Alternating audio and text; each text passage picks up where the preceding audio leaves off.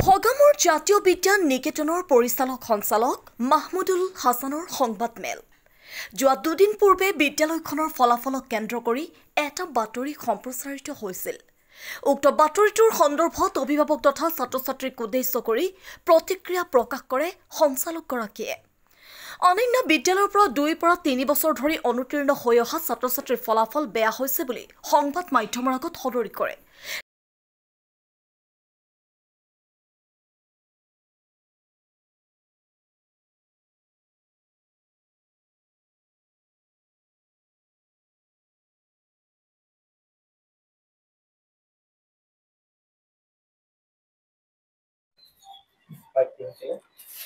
হয়, ভগামুৰ জাতীয় বিদ্যা নিকেতনৰ যি ফলাফল এই ফলাফলক লৈ পেলাই এক বিতৰ্কৰ সৃষ্টি হৈছে সামাজিক মাধ্যমত আমি দেখা পাইছো। তো সেই সম্পৰ্কে মই কিছু কথা ক'বলৈ স্পষ্টীকৰণ আজি দিব খুজিছো। ভগামুৰ জাতীয় বিদ্যা নিকেতনৰ যি ৰিজাল্ট ওলাইছে তাত লিখা আছিল যে 50 জন ছাত্ৰ-ছাত্ৰীৰ ফলাফল দেখুওৱা হৈছে আৰু তাত 12 জনে ফাৰ্ষ্ট ডিভিজন, 29 জনে ছেকেণ্ড ডিভিজন আৰু 3 জনে থাৰ্ড ডিভিজন পাইছে আৰু 4 জন ফেইল দেখুওৱা হৈছে। আৰু এই ৰিজাল্টটো যেতিয়া আমি বাহিৰ কৰি দিছিলোঁ 41 জনে লেটাৰ পাইছে, 41টা লেটাৰ পোৱাৰ পাছত তেতিয়া আমি ৰিজাল্টটো বাহিৰলৈ ওলাই গৈছিল। ওলাই যোৱাৰ পাছত ইয়াক লৈ পেলাই সামাজিক মাধ্যমত যথেষ্ট এক সমস্যাৰ সৃষ্টি হয়। প্ৰত্যেকে জানিব খুজিছিল যে ভগামুৰ জাতীয় বিদ্যালয় আচলতে কি হৈছে, কি ইমান তেওঁলোকে কিছুমান দেখুৱালে যে 17 জন ষ্টুডেণ্ট ফেইল হৈছে বুলি। ইয়াৰ পৰা মই ইয়াত ক'ব খোজো, আপোনালোকে জানি ভাল পাব যে ভগামুৰ জাতীয় বিদ্যালয় এনে এখন স্কুল যি মানৱতাক অধিক গুৰুত্ব প্ৰদান কৰে, যাৰ কাৰণে যিসকল ছাত্ৰ-ছাত্ৰী ফেইল কৰে আন স্কুলত, ফেইল কৰাৰ পাছত ভগামুৰ জাতীয় বিদ্যালয়ৰ ৰিজাল্টসমূহ যেতিয়া ভাল ৰিজাল্ট দেখা পায়, আপোনালোকে ক্ৰমাগতভাৱে চাব পাৰে। 2020ত ডিষ্টিংশ্যন মাৰ্ক আছিল 2টা, ষ্টাৰ আছিল 1টা, 2021ত ডিষ্টিংশ্যন মাৰ্ক 2টা, ষ্টাৰ 2টা, 2022ত ডিষ্টিংশ্যন 2টা, ষ্টাৰ 1টা, 2023ত ডিষ্টিংশ্যন 1টা, ষ্টাৰ 7টা। তেনেধৰণে যেতিয়া আমাৰ ফলাফলবিলাক ওলাই আছিল, এই ল'ৰা ছোৱালীবিলাকে ভাবে ইয়াত গ'লে হয়তো আমি ভাল ধৰণে উপকৃত হ'ব পাৰিম, পাছ কৰি যাব পাৰিম, আৰু তেওঁলোকে সেই আশা লৈ আহে। আৰু আমিও ভাবো যে যদি আমাৰ দ্বাৰা কিবা এটা হয়, হয়তো সামাজিক যিটো বাতাবৰণ শোচনীয় ভাল হ'ব আৰু সেইসকলক আমি আদৰি লওঁ। আৰু তেওঁলোক আহে ৰিজাল্টৰ পাছত কম্পাৰ্টমেণ্টেল দিয়াৰ পাছত যেতিয়া ৰিজাল্ট ওলাই বহুত পলম কৰি পেলাই আহে, ছমহীয়া পৰীক্ষাৰ আগে আহে। আমি মাত্ৰ 2-3 মাহ সময় পাওঁ আৰু সেই সময়খিনিৰ ভিতৰত এই ল'ৰা ছোৱালীখিনিক আমি যত্ন কৰোঁ যে তেওঁলোকক আমি উঠাই নিয়াৰ কাৰণে, কিন্তু কি হয় যথেষ্ট দুৰ্বল হৈ থাকে। মই যদি আপোনালোক দেখুৱাব পাৰিম 2022 চনত চামুগুৰি ছিনিয়ৰ ছেকেণ্ডেৰীৰ পৰা ফাইনেল দিছিল। মই নামটো ক'ব খোজা নাই, আপোনালোকে লৈ ল'ব পাৰে। আফচানা ইয়াছমিন চামুগুৰি জুনিয়ৰ কলেজত পঢ়িছিল, তেওঁলোকৰ নিজৰ ৰেজিষ্ট্ৰেশ্যন নাই। আৰু তাৰপিছত চামগুৰি হায়াৰ ছেকেণ্ডেৰীত তেওঁলোকে কৰিবলগীয়া হৈছিল, পৰীক্ষা দিয়াইছিল। এনেধৰণে বহু স্কুল আছে যিসকলৰ নিজৰ নামত ৰিজাল্ট নোলায় আজিৰ ডেটত। সেই স্কুলবিলাক আৰু কেইবাখনো স্কুল আছে আমাৰ আহে পাহে। মই অসম চৰকাৰক আহ্বান জনাম, তাৰ ওপৰত এটা তদন্ত দিব লাগে। তেওঁলোকে ক'ত ৰেজিষ্ট্ৰেশ্যন কৰে, কেনেধৰণে কৰে, এয়া হয়তো এক হাতৰ হিচাপে পৰিগণিত হৈ পৰিছে শিক্ষা জগতখনত। আমাৰ ৰিজাল্টবিলাক আমাৰ নিজৰ নামত আহে কাৰণে আজি হয়তো এনেধৰণে প্ৰচাৰ হৈছে, কিন্তু আমি ইমান ভাল ৰিজাল্টবিলাক আমি প্ৰচাৰ কৰিব পৰা নাছিলোঁ। এতিয়াৰ পৰা আমি ছ'চিয়েল মিডিয়াক আমি যথেষ্ট পৰিমাণে গুৰুত্ব প্ৰদান এইবাৰৰ পৰা আমি কৰিম। আৰু তাতে কি হৈছে, এটা দুখৰ বিষয় যে এটা নতুন চেনেল, মই নামটো ক'ব খোজা নাই, এই চেনেলটোৱে যোৱাকালি 2 দিনৰ ভিতৰত তেওঁলোকে চেনেল এটা খোলে, যাৰ চাগে পাৰ্মিশ্যনো নাই, একো নাই। গতিকে তেওঁলোকে সেই চেনেলটোত এটা নিউজ এডিট কৰি পেলাই, বনাই পেলাই, লাইভ নিউজ বুলি এনেকৈ কিবা লিখি এডিট কৰি পেলাই তাত প্ৰচাৰ কৰিছে। আৰু সেই চেনেলটোক মই ক'ব খোজো, যদি আপোনালোকে 24 ঘণ্টাৰ ভিতৰত এই হেৰিটো ডিলিট নকৰে, তেতিয়াহ'লে তাৰ ওপৰত আমি মানহানি গোচৰ ধৰাৰ কাৰণে ৰেডি হৈছোঁ। ইতিমধ্যে আমি কথা পাতিছোঁ আৰু খুব কম সময়ৰ ভিতৰত আমি মানহানি গোচৰ দিম। আপোনালোকৰ এনেধৰণৰ আমাৰ 17 জন ষ্টুডেণ্ট আছিল যিসকল বাহিৰৰ পৰা আহিছিল। মই এই তথ্যখিনি আপোনালোকক দেখুৱাইছোঁ।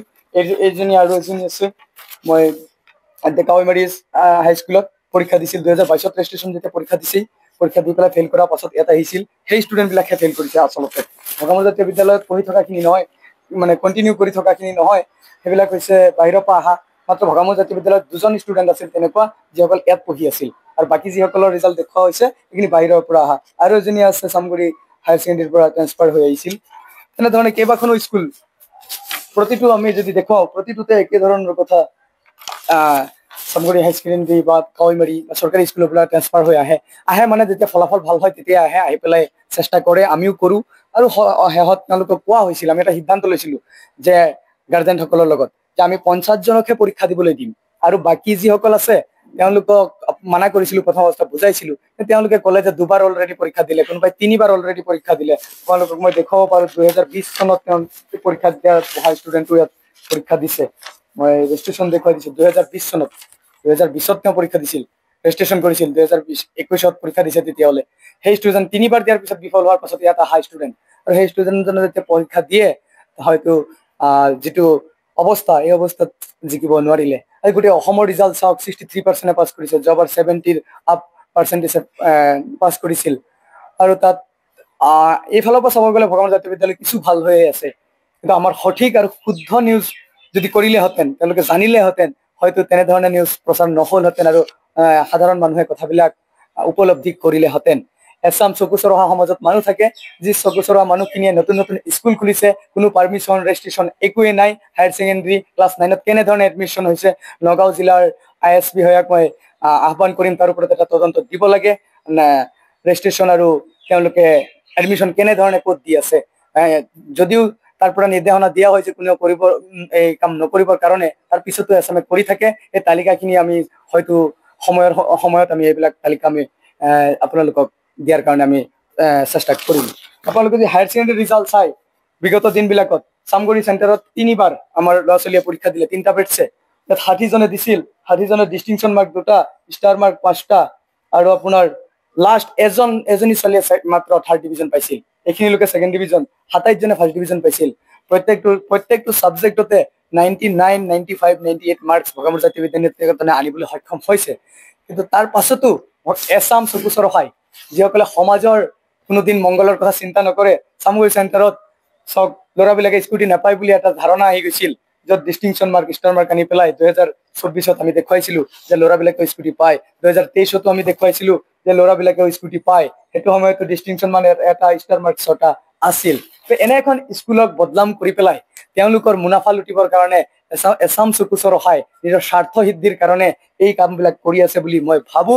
আৰু তেওঁলোকে যিয়ে নকৰক কিয় আমি চেষ্টা কৰিম, আমি আমাৰ কৰ্তব্য পালন কৰাৰ কাৰণে। আপোনালোক আহক ভগামুৰ জাতীয় বিদ্যা নিকেতনত আহি পেলাই এবাৰ চাওক। সমাজ সাধাৰণতে দেখা যায় যে শিক্ষিত মানুহে ধ্বংস কৰে, বেলেগৰ হাতত আপোনাৰ ৰিমোটটো দি নিদিব, বেলেগৰ কথা মতে আপুনি নচলি। আপোনাৰ কাৰণে আপোনালোক আহক ভগামুৰ জাতীয় বিদ্যা নিকেতনত আহি পেলাই এবাৰ চাওক। সমাজ সাধাৰণতে দেখা যায় যে শিক্ষিত মানুহে ধ্বংস কৰে, বেলেগৰ হাতত আপোনাৰ ৰিমোটটো দি নিদিব, বেলেগৰ কথা মতে আপুনি নচলি, আপোনাৰ বিবেকক সুধি পেলাই, আপোনাৰ বাচ্ছাক সুধি পেলাই আপুনি আমাৰ স্কুলত আহক। আৰু আমি ইনশাআল্লাহ আহি আছে হায়াৰ ছেকেণ্ডেৰী ৰিজাল্ট, খুব কম দিনৰ ভিতৰত 4বাৰ চামগুৰি চেণ্টাৰত য'ত 800 ল'ৰা ছোৱালীয়ে পৰীক্ষা দিয়ে, তাতো আমি 4বাৰ বাউণ্ডাৰী খুৱাবৰ কাৰণে আমি প্ৰস্তুত হৈ আছো। খুব কম দিনৰ ভিতৰত এই ৰিজাল্ট আহিব। আপোনালোকক মোৰ নাম মমছাদ আলী আহমেদ। মই এইখন বিদ্যালয়তে সৰুৰ পৰা পঢ়ি আহিছোঁ আৰু ইয়াৰ পৰাই মই মেট্ৰিক আৰু হাই ছেকেণ্ডেৰী পৰীক্ষাত উত্তীৰ্ণ হৈছোঁ। মেট্ৰিকত 86% আৰু হাই ছেকেণ্ডেৰী 87% নম্বৰ লৈ মই বৰ্তমান নগাঁও মহাবিদ্যালয়ৰ ছাত্ৰ।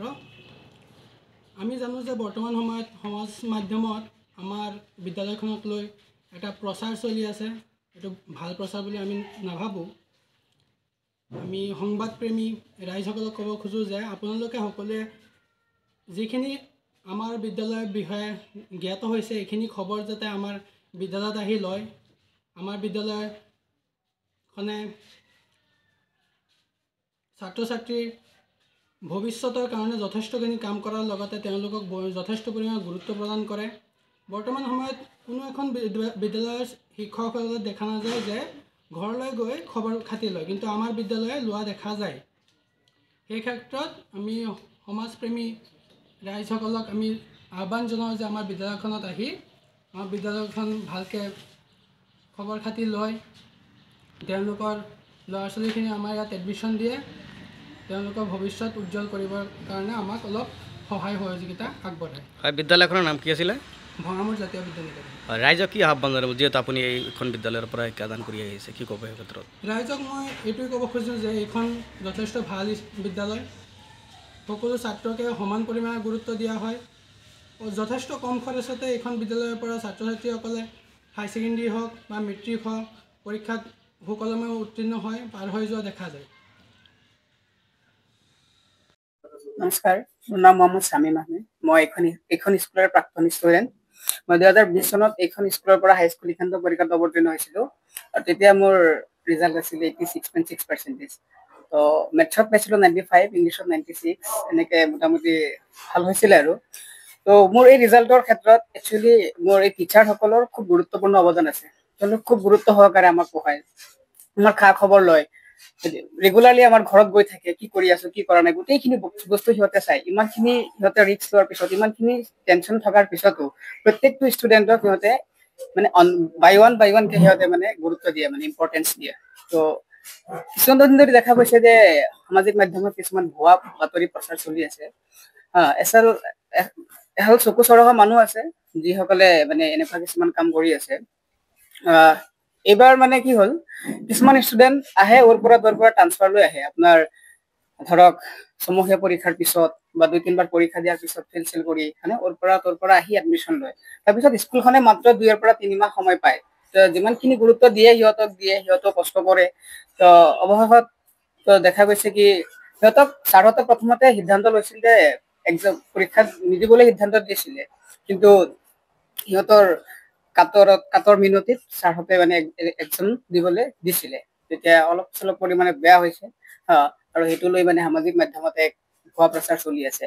তো এটা বস্তু কি, যিকোনো বস্তুটো এটা পজিটিভ নিগেটিভ দুটা চাইড থাকে না। খেল হওক যিয়ে নহওক, হয় খেলখনত জিকা নহলে হাৰা দুটা চাইড থাকিবই। তো যিকোনো পৰীক্ষাতো তেনেকুৱাই না, হয় ফেইল কৰিব নহয় পাছ কৰিব। সেইটো ইমান মাথা মাৰাৰ, সিমান নিগেটিভ ভাৱে লোৱাৰ কোনো কথা নাহে। আপোনালোক নিশ্চিন্ত থাকক, আপোনালোকে আহক, ইয়াত আহক। আমাৰ ইয়াৰ গাইডেন্সবোৰ খুব ভাল, খৰচবোৰ খুব কম। একাদশ শ্ৰেণীত এডমিশ্যন দিয়ক, নো টেনশ্যনত। আমাৰ ষ্টুডেণ্ট আমি যিমানখিনি আমি পাৰোঁ আমি সিমানখিনি গুৰুত্ব দিয়াৰ চেষ্টা কৰিম, আমি সিমানখিনি দায়িত্ব লওঁ। সেইখিনি ব্যুৰো ৰিপৰ্ট, ডিটক্স এনি।